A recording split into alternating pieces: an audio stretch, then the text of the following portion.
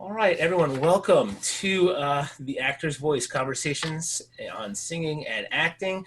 We are here today with Dan Pardo. I'm going to tell you a little bit about Dan. Dan is an NYC-based pianist, music director, and arranger. He made his Broadway debut in 2015 as an assistant conductor and keyboardist for Amazing Grace at the Nederlander Theater. Off-Broadway credits include I Spy a Spy at St. Clement's, The Office, a parody musical at the Jerry Orbach, Rothschild and Sons at the York, and Skippy John Jones' Snow What at Lucille Lortel. Sorry.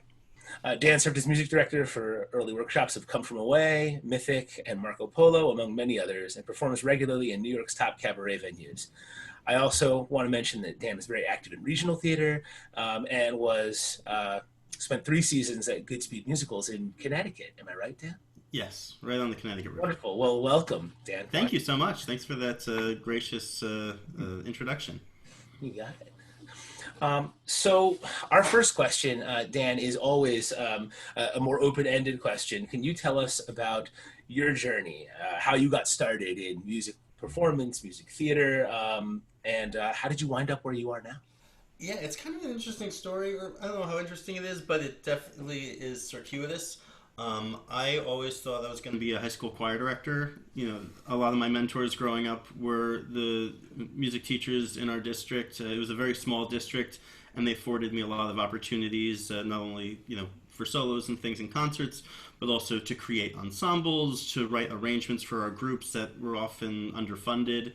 And, I just really saw the academic or school choir as my home in many ways. I did the whole PMEA, honor choir circuit, and but at the same time, I was always doing theater. I did my first show at I think it was 6 years old, 4 or 6 years old, at our local JCC, and then I did a whole bunch of community theater. First on stage, and then as an accompanist in children's theater, and then as an accompanist for regular full-scale shows. And towards the end of high school, I started to music direct regularly. But it was just like this hobby. I didn't even know it was a professional career. We didn't often go to Philly or New York to see professional theater, and my brain wasn't attuned to that possibility. So just by happenstance, when I was a senior in high school, a community theater that I was doing a lot of shows had an anniversary concert. I guess it was its 35th anniversary of forming this theater. And the co-founder of the theater came back to participate in this concert, the celebration of their anniversary. And just to do a song or two and talk, but I was playing and music directing the rest of the concert. And, the co-founder, who was the music side of it, they had kind of one music director and one artistic director at the time, in 71. This was the music person, basically, who started what I, was continuing. And in the interim, he went and did 9 seasons at the Williamstown Theater Festival, did a couple shows in New York City, and then for the last, I guess it was 20 years or 18 years at the time, was the resident music director at the Goodspeed Opera House in East Haven, Connecticut, where shows like Man La Mancha and Annie were born. And he said, I'm really impressed with where you've taken my theater. Would you like to do a summer internship? I know you're in school. And I said, wow, that sounds really great. But, I had no concept of what that would mean or what I would be doing. All I knew is that I was there for the summer, and I got to work with, Paul Williams and John McDaniel and, some kind of Broadway vets who, I recognized from certain individual cast recordings, like the person who played the father in, we were doing High Button Shoes, and the father in the show was the proprietor in the original off-Broadway cast recording of Assassins, the "Hey pal, feeling blue," if you're familiar with that. And I recognize his voice. That's so cool. And, I had a great summer, and then I went right back to school on the path to be a high school choir director. And I didn't really, even at that level, working with those people at that place, it didn't click for me. It was like a summer camp or something. And I finished out my degree. I had a great time student teaching. I really enjoyed my students. I loved my cooperating teachers. Everything was fine. And just as I was finishing up, I got a call from the theater again, and they said, "You know what? We'd like to invite you back to, be our departmental assistant for this whole next season." I said, why not? I haven't gotten a teaching job yet. I'm seeing, some friends, and my cousin Josh is a music teacher in the Bay Area now, and he was having trouble finding a teaching job at the time. And I said, what? There's no reason I have to jump right into it. Why don't I take a year off? I still am certified, and that 1 year turned into 3, and now it's been 11, or close to it. And I just kind of I still love teaching. I still love working with students, and I benefit from my education degree a lot in my current position as a theatrical music director. But I kind of got into it. I like to say I Mr. Magoo'd my way into it. Just kind of like following fate and saying yes to some opportunities, um, while not necessarily like bloodthirsty for Broadway in the way that a lot of young actors might be. Yeah, that's really interesting because I think that that's a common thing. You just sort of found one thing led to another, saying yes opened a door, and Exactly. that's wildly interesting. Um, so I guess what ultimately was there a moment that sort of when you sort of looked at what you'd been doing and said, I guess I'm not going back into the classroom? I'm really curious about that. Yeah, I mean, there wasn't necessarily one light bulb moment. It was kind of a cumulative effect. My sister, who you know well, works in education. My mom worked in education, and they both love their job and their students. But I'm hearing things about administrations kind of taking over, and people de-emphasizing the importance of the arts in the schools, and it wasn't just from my family. It was, I obviously went to school with you know dozens of other music teachers who you see the good things on Facebook, but you also see some of the bad things. And the theatrical music direction was kind of working for me at the time, and I in my 3 seasons at Goodspeed, I was lucky enough to work with some incredible people from Julie Andrews to Chris Catelli, who's a Tony Award-winning choreographer, and just Stephen Schwartz. I mean, and I don't mean to name drop, but like it's strange to like have that kind of storied existence and then be like, well, maybe I'll just go back to Pennsylvania and teach. And it's like it just seems like, well, why don't I see how long I can keep this rolling? Yeah. And so it kind of kept on rolling, and especially since I was still benefiting from my education background, since moving to the city, I've done a lot of 29-hour readings where I have to teach music really fast, and a lot of directors and stage managers have said that regardless of the talents and the musicianship of some other really fabulous music directors, they said that in terms of teaching the score, I do so very efficiently, which I'm sure is a testament to my education background and how I work in the classroom. So um, I, I still work with various schools and different programs. There's a thing called Rosie's Theater Kids, so I'm still teaching. It's just in a slightly different lens. Um, I'm trying to think if there was another. There was one other moment, and I was working with a really great dance arranger who's not a household name by any means, but he has worked on a ton of Broadway shows, and he worked on the Beauty and the Beast movie, and he's always in the trenches if you pay a close attention to the credits. And he was creating a big dance sequence, and I was kind of in the rehearsal room with him, with the actors working it out, and I never knew what a dance arranger was, but seeing him just kind of improvise and play, and it was kind of like he was definitely thinking orchestrally, like so very big bombastic playing, collaboratively. And I've never been a composer. I've never had that Gene, my college roommate, was a composition major, and he's always like drawing inspiration from places.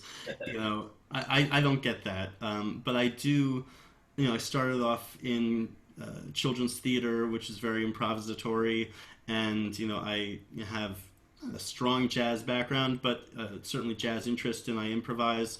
Certainly in a blues context, and so there was a little bit of that, a little bit of this, a little, and I never really knew what arrangers did, but kind of being in that room with Sam Davis at that time was really eye-opening for me. I'm like, and it was a part of music direction that I wasn't exposed to that really spoke to me personally, and not that I do exclusively dance arranging or even arranging in general. It was a tool that I now kind of lean on and enjoy in a lot of the various theatrical projects that I'm a part of. So that was a moment that kind of opened, turned on the light. But in general, my departure from education was more kind of a slow creep. Well, and I would say, just as someone who had again, started off as a music ed person and drifted in that Hmm. direction, it's not that you left education, it's that you left that public school forum. You're still teaching, Yeah. and you're still educating, and you just took it in another direction, Hmm. which is fascinating, actually. Yeah. I wonder, were there any moments of acute decision where you have to go either this path or that path, or saying yes to a gig or saying no to a gig to try and shape the career to where it is? Well, there was a crossroads around 2014, and that's when my wife Chrissy, when I went off to Goodspeed, she decided to get her master's at UNLV Las Vegas. So she was finishing her degree. I was kind of wrapping up a season, and we said, you know what, you're finishing up, I'm finishing up. I'm gonna leave Goodspeed. Let's get married. Let's move to the city. Let's kind of clean break. I've been here for 3 years. Let's try and work these contacts, these directors, actors. No, actors can't get you work, but but Work. No, well, that's not entirely true. I'm teasing. Everyone in the room that is another vote of confidence. So, That's amazing. but yeah, so there was like a month or two at the beginning of 2014 where the person who ended up replacing me was finishing up his spring term. So I did Damn Yankees up at the theater, and then we moved to New York, and I've been there ever since. That was spring of 2014. Right. Just before your first Broadway debut. Am I remembering that in your bio? So so one of the main kind of stepping stones from Goodspeed to New York was this show Amazing Grace that we developed at our so Goodspeed as an organization has two main theaters: the Opera House, which is the historic 1871, I think 1876, 1870s, wooden structure right on the Connecticut River that actually started as a trading post. Interestingly enough, for people doing trade routes from like New York and Providence, and so they would go and do their business and then stop off and see a light vaudeville show.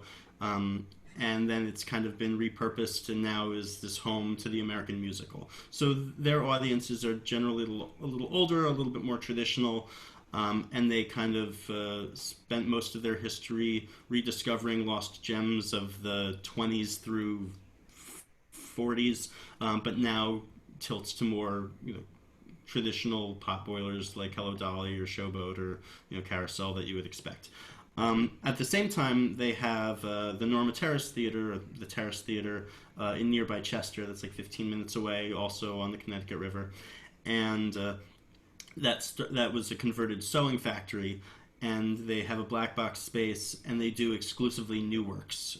So it's not edgy off Broadway stuff, but it's a little bit more adventurous. They'll drop a few more four-letter words for their audiences, and they push them a little bit further than the regular opera house crowd. So I don't know what the point of this tangent was. You were heading for Amazing Grace. Yes, thank you, thank you. Got it. So, Amazing Grace was one of our Chester shows, and I was the assistant music director for that when we did it at good speed, and that was one of the shows that had some external investors involved, and they wanted to take it to Broadway. It was definitely a show that had an unexpected path. The person who wrote it was a beat cop from suburban Philly, and he just kind of came across this book about the life of John Newton, the gentleman who wrote the song "Amazing Grace," and his fascinating life. And it truly is a fascinating life. This slave trader who kind of got shipwrecked and got captured by a West African princess, and then got rescued by his father, and then had to return home, and then underwent this storm and had a reawakening, and then became an abolitionist. And it's a beautiful story. The fact that it just by nature is kind of a white savior story, it kind of didn't play well, especially in 2015, especially in New York. I think it still has a long life in for certain audiences, and the melodies are truly beautiful. And we had a really great team behind the New York production. Joseph Church, who is the original music director for The Who's Tommy and The Lion King on Broadway, did all our arrangements, and working under his mentorship was really important to me. We had a really great cast, fantastic cast. And we did an out-of-town tryout in, I guess it was October and November of 2014. Yeah, so I moved to the city. I think I had a couple, gigs that summer here, and then I went to Chicago for our out-of-town that fall, and then we played in New York from, basically that spring into early. It was like 4 months. Wasn't a long run by any means, but it was really important to kind of hit the ground running, and then I could ride its coattails a little bit to get some regional work. Being the associate or the assistant music director, and being able to conduct about a half dozen performances on Broadway, gave me a bit of a calling card to do shows at Barrington and Weston Playhouse and some other places, Fifth Avenue Theater in Seattle.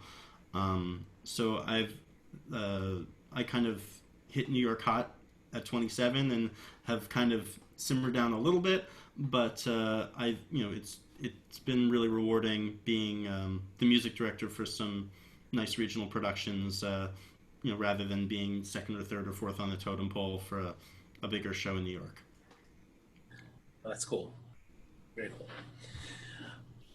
cool. So I think that I'm really curious to hear more about your teaching as a music director and what you've been doing with singers and actors, because I know you mentioned already that you kind of got a little bit of a rep for being able to efficiently teach a score. I know Mm-hmm. that a lot of times with Broadway, these actors are coming in the door and they might not know already their parts. It's not opera where the Oh yeah. expectation is they know this score. How do you go about teaching these actors?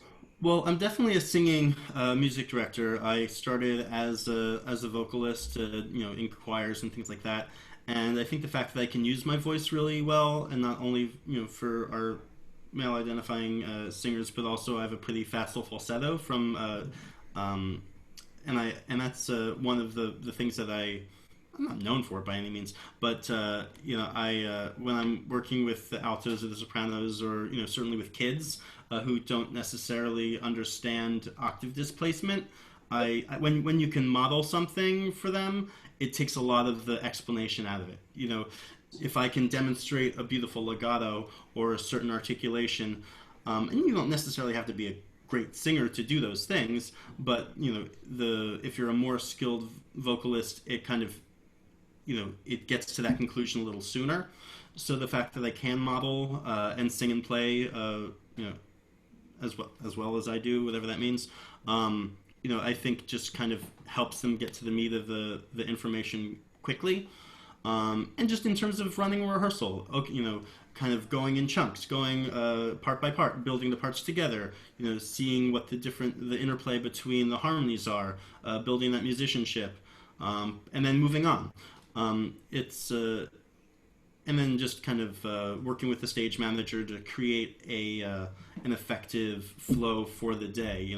How can I work with the most people and then filter them out as the day goes on, or how can I work with maybe a principal in the morning and delay someone's call so they're not sitting around waiting to be used, and that organization and foresight, saying, I think I'll take 45 minutes on this song, a half hour on this duet.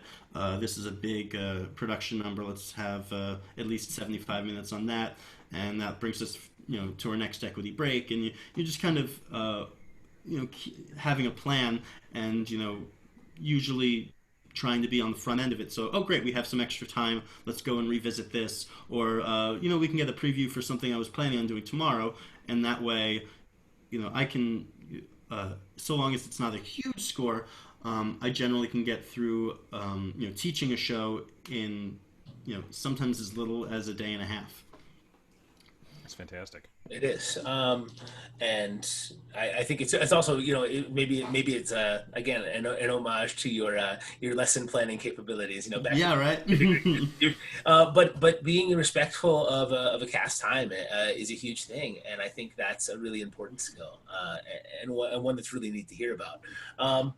So we had a question down our list, which I think is a nice segue. Your experience. What do you find as the most crucial aspect for the training of the voice for these young and aspiring actors? Whether that's singing or speaking, are there things that you see as kind of universally that they need work on, or that they do well? Yeah, absolutely. I mean, certain things like, and I don't even think it's necessarily just singing and acting, but my wife, who's a fantastic singer, actually has her master's in flute. And I remember I was one of my kind of Broadway. Actually, you might remember her from an episode of my web series Pardo's Turn. Nancy Anderson, who sang "What'll I Do?"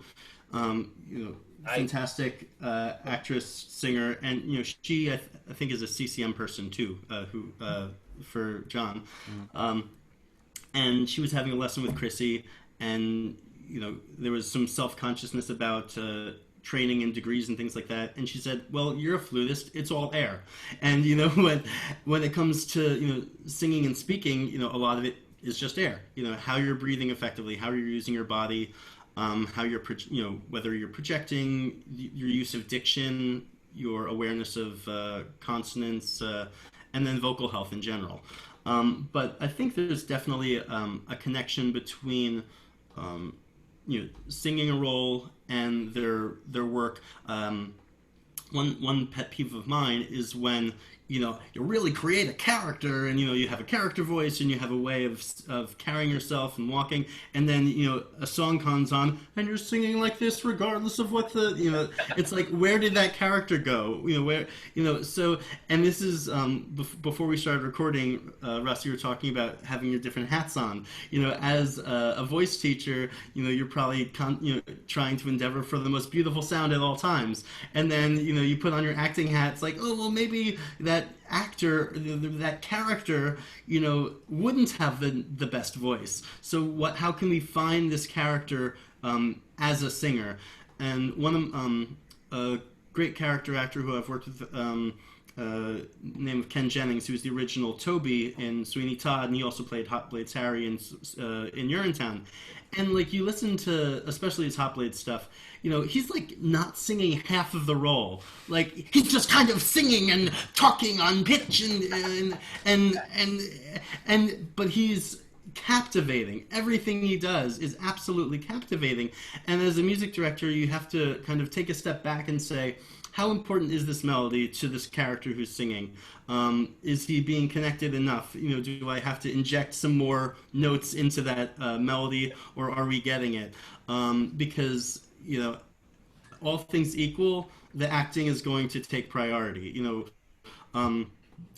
Because it's not a concert. We're telling a story. And and hopefully in a well-conceived show, the melody is in service of the story, and the contour of the melody means something.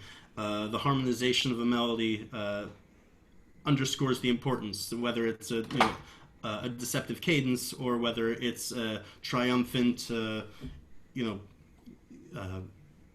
plagal, I don't want to get too in the weeds, but No, it's okay.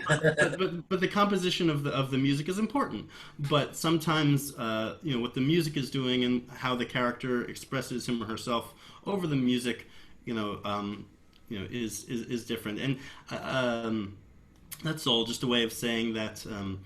As a music director, I work with dialect coaches. I work with directors a lot, to make sure that we're always in pursuit of the same story. What we're doing musically supports who this character is, supports the moment, the scene that we just came out of, supports the moment that we're going to, and that doesn't mean the same thing for even the same actor. Sometimes an actor who has a beautiful voice will use that full resonance and it really is just role by role, scene by scene, what makes the most sense in pursuit of that story that we're telling.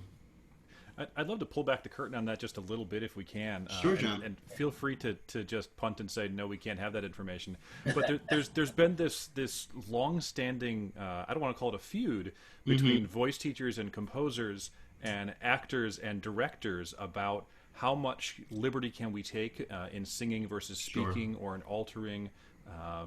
What is your perspective on that difficulty? Well, I mean, obviously, I always teach the notes first. So we're always coming from the same, floor plan. And I think it's important that we don't dismiss anything from the beginning. So, we'll go and teach every note, every rhythm as intended. And I think with more traditional literature,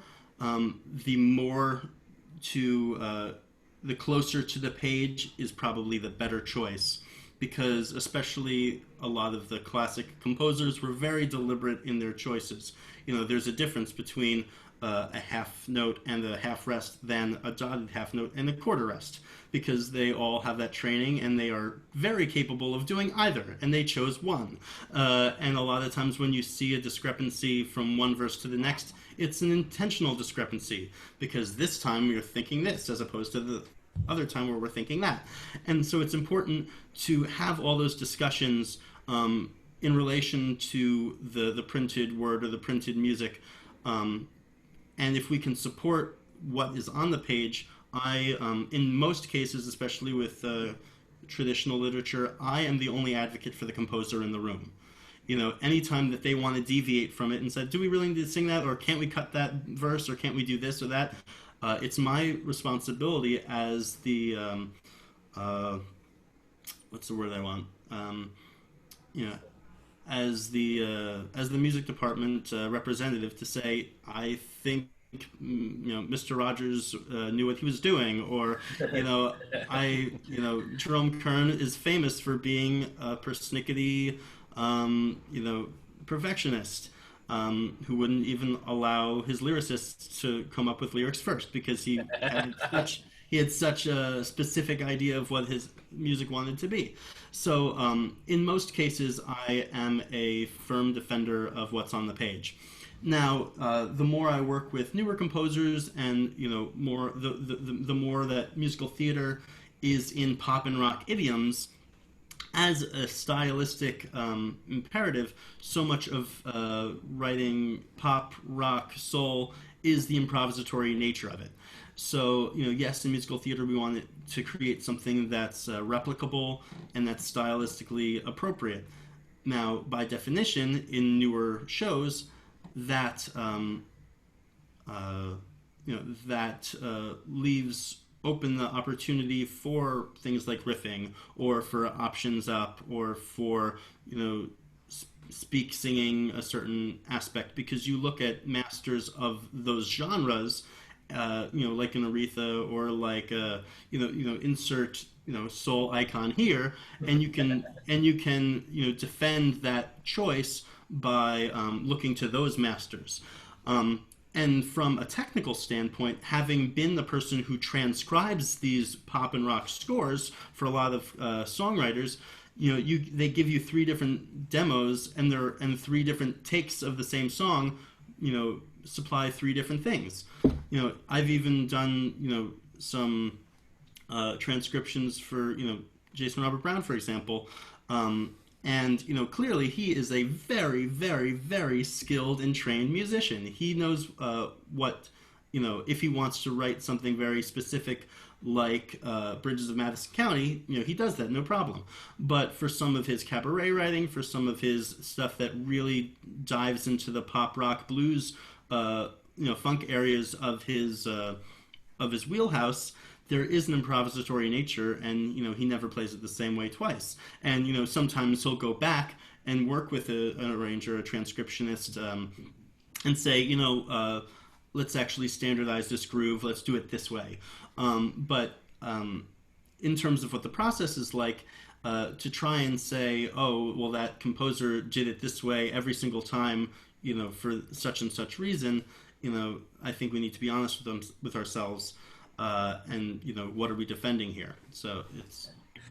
I find that fascinating because I know as both from a voice teacher perspective, as an MP, and as a coach, I tell students that all the time. The tendency, because they gain that familiarity and they kind of cut their teeth on the newer rep, is to always want to riff, to always want to opt. And there's nothing that bothers me more than an opt up in Rodgers and Hammerstein. Oh. It's not something you can do. No, well. Sorry, you saying that just reminds me of this one of these videos with Seth Rudetsky, who I really I've never met him personally, but I really like his work in general. Yeah. But he was doing what's that that song from The King and I that ends on the major sixth, another man, and he goes up to the high B just because. I don't know.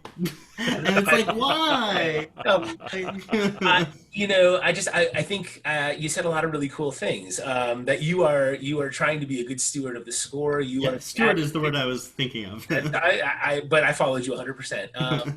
You are that advocate for that composer's vision and understanding that stylistically those visions are different.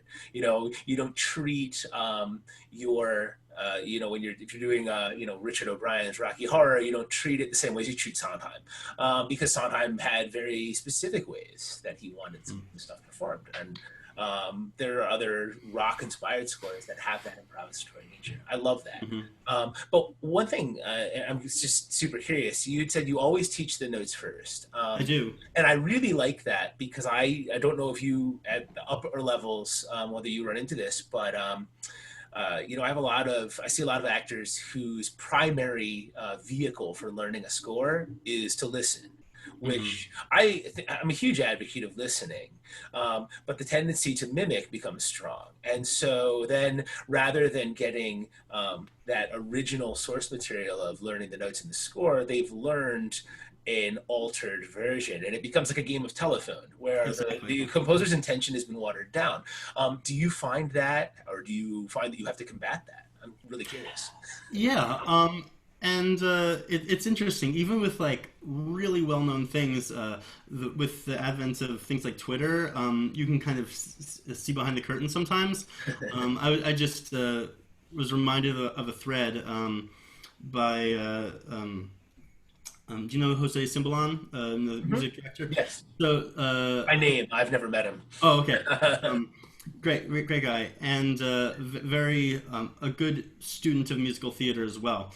And people were talking about like the extra bar in someone else, or is it someone else's story? One of the Judy Kuhn songs from Chess. Yeah.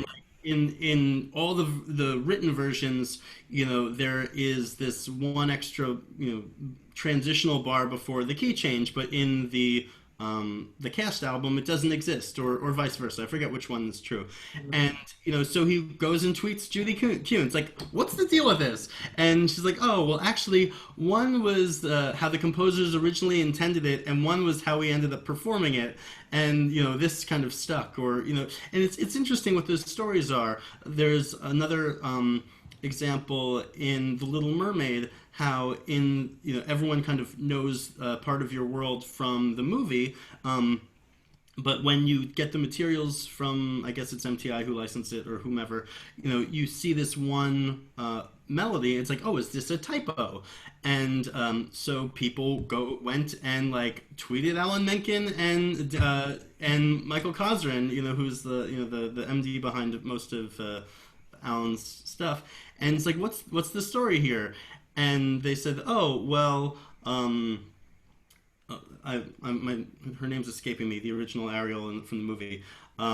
She Jodie Benson, sang this note, and when it came time to transcribe the stage version, I asked Alan, it's like, well, do you want to do that note that Jodie sang, or do you want to, write the note that you originally wrote? And he's like, oh, well, I kind of like my note. So as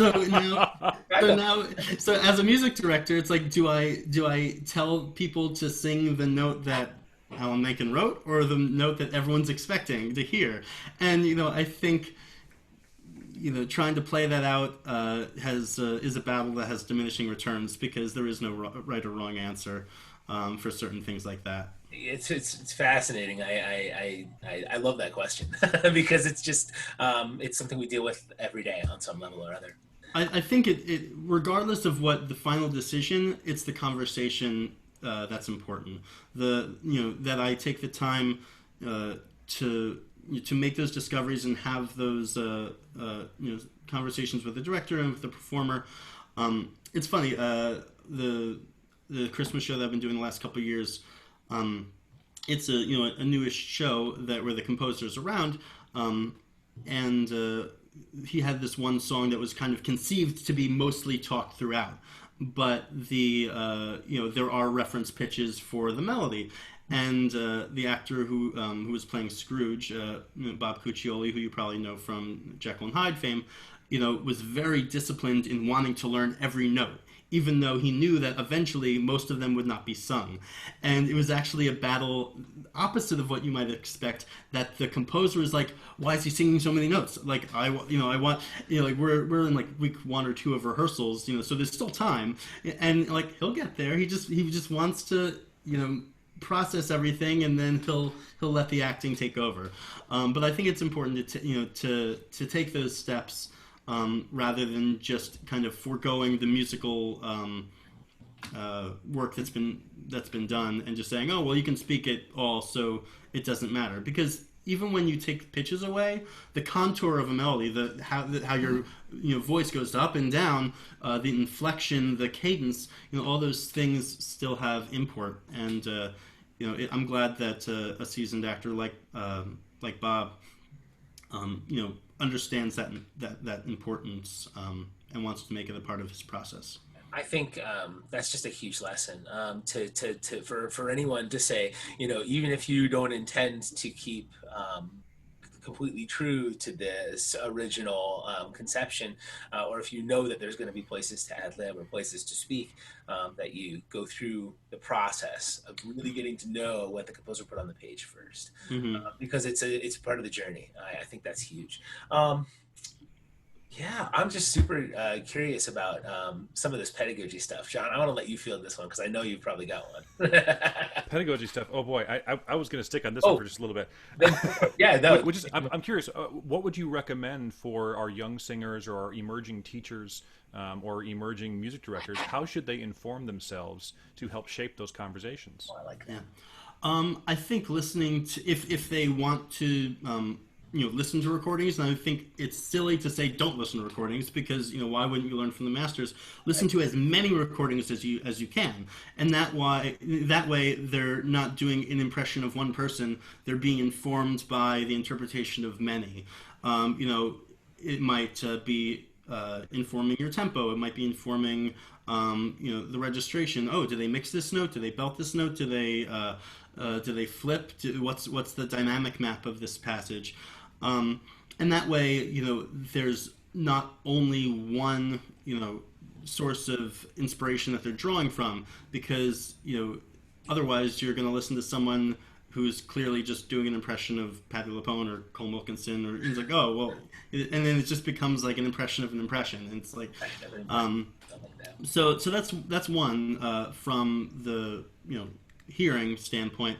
But then also just kind of taking you know, when I approach a piece of classical piano music, you know, the process is slow and laborious, and kind of feeling everything out, and then kind of making it my own voice, and then listening to recordings to help temper certain things. And it's the same as if you're approaching a piece of musical theater. Um, you know, Go to the page, find the intervals, find it in your voice. You find it in your key. In many cases, if it's out of the context of the show, I think if Schubert was able to transpose his songs for various performers, I think our American musical theater writers can be afforded the same treatment. But I think just approaching it like any other piece of music, like a responsible interpreter of music would do. That's fantastic. Yeah. I think that the question that Russ is looking at here, I'm going to skip the first half of it because I think the second half will get us more where we want. What kinds of things feature most prominently for you in the training of the actor's voice, and why? So what do you find yourself doing regularly to help the singers? Well, I was afforded the questions in advance, so I'm actually not going to skip, because Okay. there is a specific pedagogy that I do find myself latching onto a lot in the rehearsal room, and it's actually Dalcroze Eurythmics. And I'm not a dancer. My wife will tell you that I'm not a dancer. But for people not aware, the idea of Dalcroze Eurythmics is basically building relationships between the whole body and the physical impulse behind motions and what the musical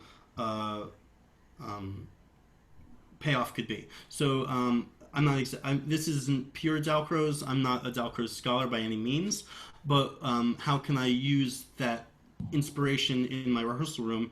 Well, let me explain. So a lot of times there's a difficult rhythmic passage. I was doing one reading of a show, and I had to teach this very difficult score in just a couple days, and there was like this section in 7/4 with like multiple chants going at the same time. And so what I did was put it in their body. So everyone stood up, they marched around the circle saying these things, and I had them like clap this pattern, like 1 2 3 4 1 2 3 1 2 3 4 1 2 3, and like got them really to like get almost like tribal in like digging their feet into the ground, finding these rhythmic beats, bum, bum, bum, bum, bum, dun, dun, dun. And then like so one part was walking around clockwise, another one was a concentric circle doing a different pattern, walking in between them, and then they swapped. And once they had it in their bodies, they got it in their voice, and then you just take the motion away. A lot of times when I work with a dancer who's very comfortable in their bodies, and they can dance any combination, they're very rhythmic in many cases. I deal a lot with tap dancers who have rhythm, but when they are kind of stripped from their physical being and told, well, sing this, they suddenly freeze. So if I can put it back in their body and have them waltzing around the room, or if I can demonstrate a legato with a graceful gesture of the arm and putting it in their body, they kind of start to use their instincts as a dancer to take over and get inside their comfort zone. Then they're just using their voice to mimic what their whole body is doing, and then you take basically the crutch away, and they're left with a vocal technique that they're much more confident in, having had that full body approach. Yeah, I love that, Dan. I think, and so much of what we do is whole body. I think sometimes singers, particularly if they haven't trained in depth, they don't realize how physical an activity singing is, and how deeply Sure. rooted in your whole body it is. It is akin to any other athletic endeavor. So putting it in your body, connecting it to dance, connecting it to motion, connecting it to a physicality. I think that's amazing. Mm-hmm. And a lot of people do like viewpoints and other different exercises, not even necessarily in a dance context, but just with what your body is doing, it opens up more possibilities for acting choices, a lot of different things too.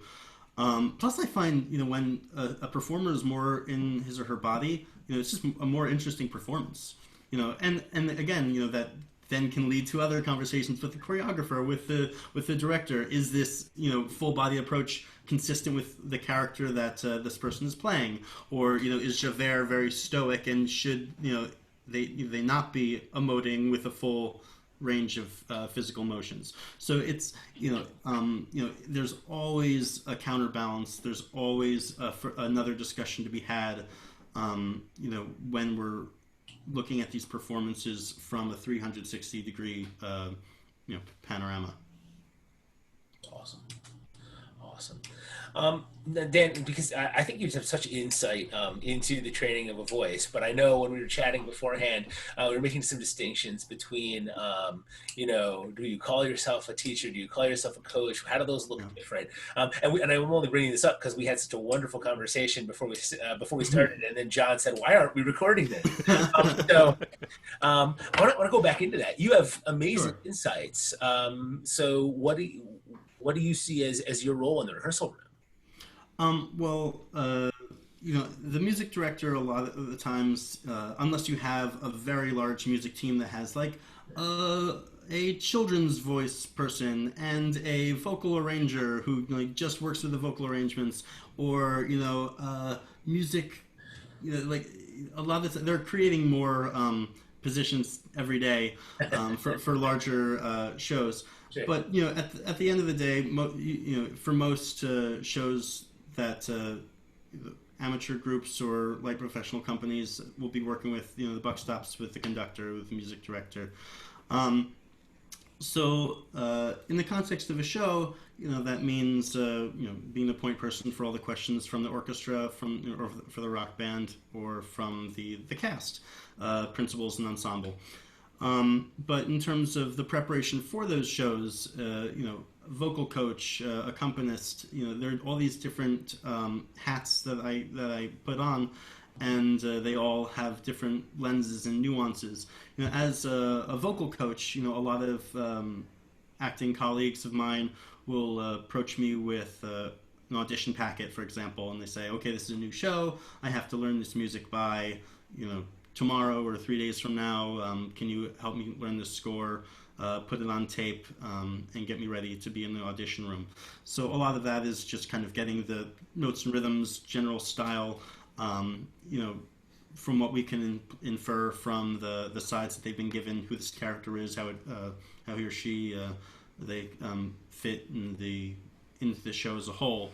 It's mostly the nuts and bolts of what we perceive as an audience member, and that information that's transferred to us.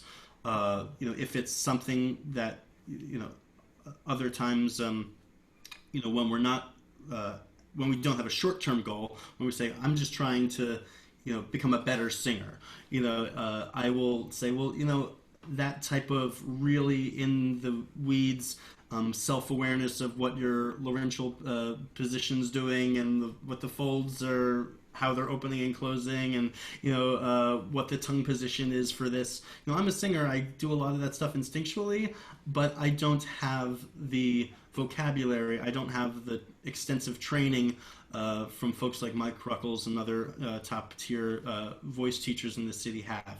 So if someone just wants to take classic rep that everyone kind of knows, and really wants to get technical with what their body is doing, that's not my field of expertise. So I can certainly help guide you through Mr. Snow from Carousel, and kind of from an acting standpoint, and how it relates with the story and what the music is telling us. I can blab on and on about that song.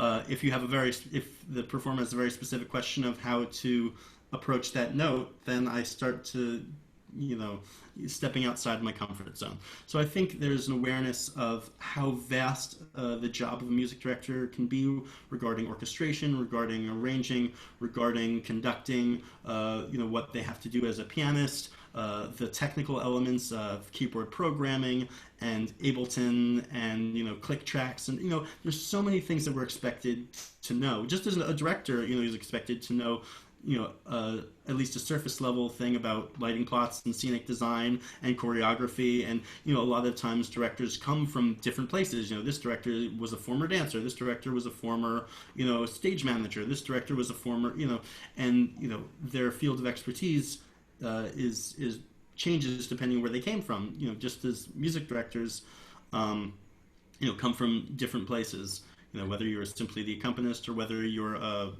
maybe you started off as a singing actor who happened to play and be more musical. And so I just have to be honest with myself that it's a big job, it's a big array of tasks, and really field each question and each assignment with honesty, and either addressing it with the proper hat on, or giving it to someone who can really be of service to the need at hand. Boy, if that isn't a commentary on current society in general, I don't know what else there would be. Knowing what you are capable of doing and what you should be doing, and passing off when you can't. Mm-hmm. That's fantastic. I think it's wonderful, and I think it's just really interesting for those in our audience that maybe are looking at this industry to understand those differences. There are voice teachers who deal with the technical aspects of how we're making sound, and then there are coaches who have this incredible insight into taking this music apart. And it's not that there aren't crossover in some of these areas, but there's just this array of specialization areas for all of us. And what do we do the best in being honest. I love the idea of being honest with ourselves. Because it came up, Dan, I do want to mention your video series Pardo's Turn, because I think talking about your insight into how the music is put together and how the score and the musical score in the vocal line, even down to the minute details in how the line is crafted and the cadences, can inform character and inform choices that actors make. I love your videos because they're so well crafted. Can you tell us a little bit about that series? Sure. It's kind of on a hiatus now. I guess there's no reason why I couldn't call up some acting friends and do it over Zoom as we're doing today.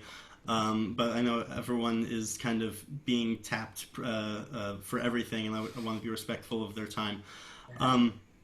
But it started basically summer of 2016, and I had just finished working with No, it was 2000.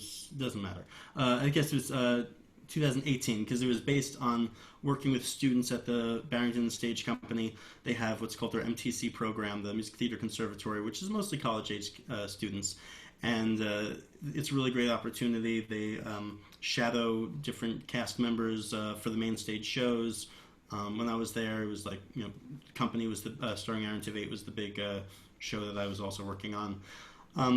And they have some classes during the day, and they have cabarets at night, and they just kind of really take it in. And when I was working with these students, it's many from the country's top musical theater programs. It's clear that A, they're all very talented, and B, have a good command on certain aspects of their song and scene study. But it was mostly from a lyric standpoint. They were kind of going beat by beat, oh well, what's the action here? What's this? What's that? Kind of treating the lyric as a poem, which is very important. It's a very important step. But it's only one step. What does the music itself tell you? What does it mean when your melody has a lift on the downbeat? What that rhythmic implication is? What does it mean when the same melody is being harmonized 2 or 3 different ways throughout the course of a song? What do those harmonies? How do they make you feel? What's the composer getting at?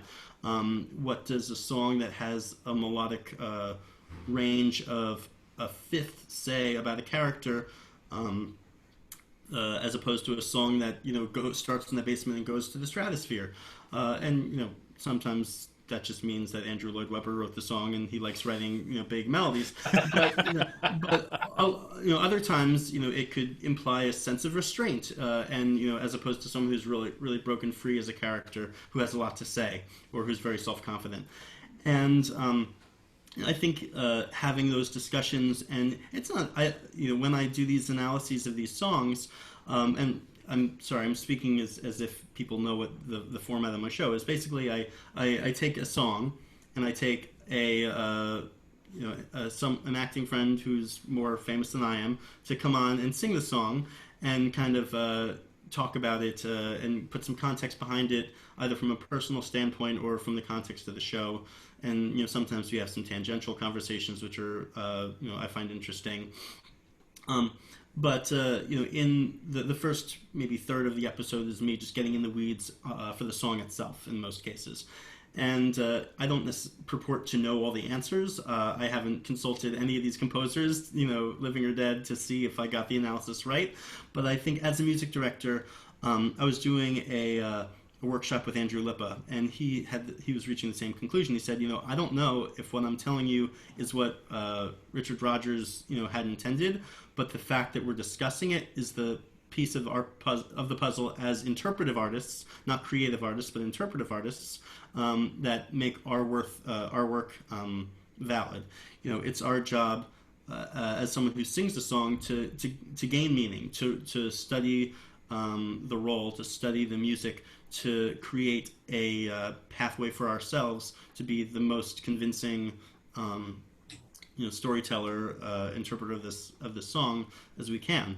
And I think sometimes the music is quite clear. Other times, especially with more pop rock stuff, which is less through composed, so the relationship between the text and the music, just because of the nature of verses and choruses and pop idioms, strips away a little bit of the meaning, but we can still gain a lot of nuance in all genres of music, and it's our responsibility to at least attempt at an answer. Yeah, I think that's terrific. For those who haven't checked it out, it comes highly recommended. Pardo's Turn. You can find it on YouTube, your YouTube channel. And is that the only place it's hosted, Dan? There's also I rip the audio for podcasts, so you can find it on Apple or Stitcher. But it is conceived as a visual medium. I spend a lot of time trying to interpolate video clips and other things, and so the ideal format is through the YouTube channel. YouTube, great. Awesome. Wow, this has just been a wonderful conversation. I'm thrilled. Sorry, John? I say it really has been. The time has flown by. John. Flying. I ramble on a lot, so hopefully you'll cut a lot. This is terrific.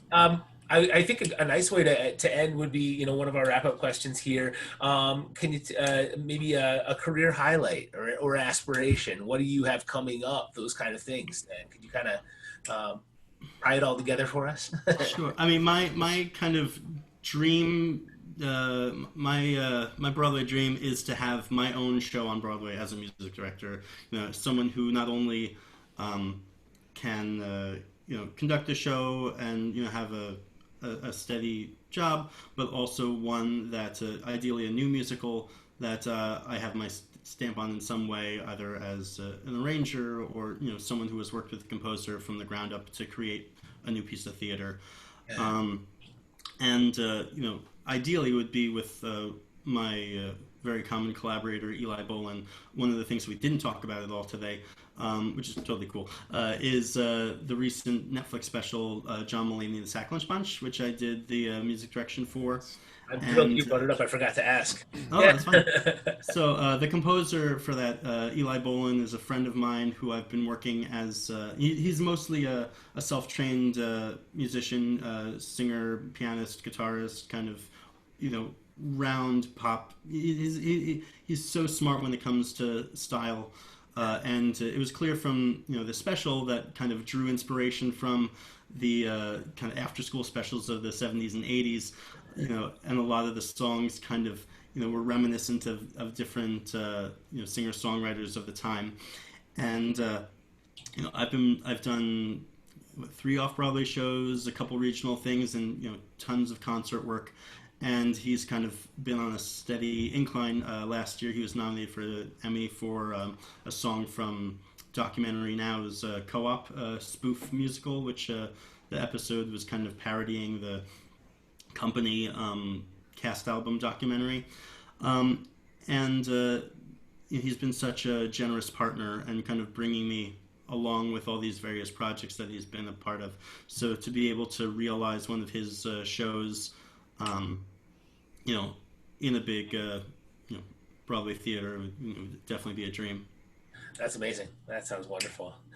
And I mean, obviously, the with things on hold right now, you get to. Are you working on anything? Kind of once we come out of all this.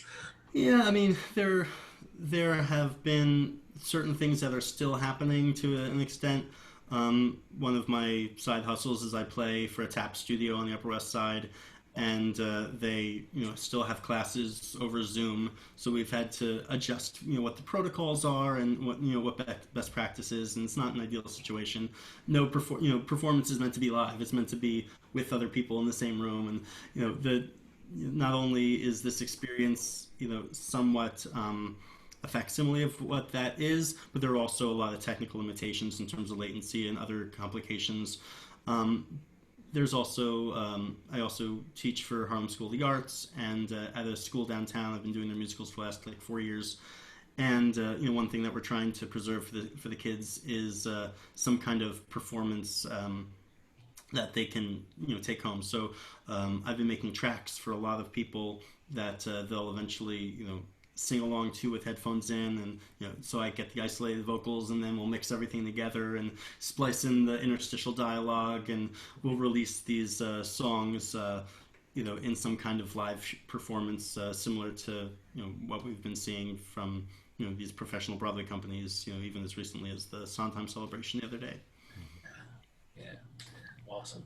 I think John, you want to ask our final question here? Our final question? Unless you have another one. No. We always like to leave on the high note of what advice would you give to the up-and-comer, this young singer-actor who's just starting out? To keep training. I mean, as I definitely, get humbled from time to time in this job. In New York, everyone kind of assumes that, you can, do the job. So the it's like, oh, well, you're here working, so obviously you're good enough. And, a lot of what we base our recommendations on is, the interpersonal nature of it. When we're doing a show out of town, is this someone who I want to spend, in close quarters for 3 months at a time with? Or is this person kind of, weird and moody and, a loose cannon?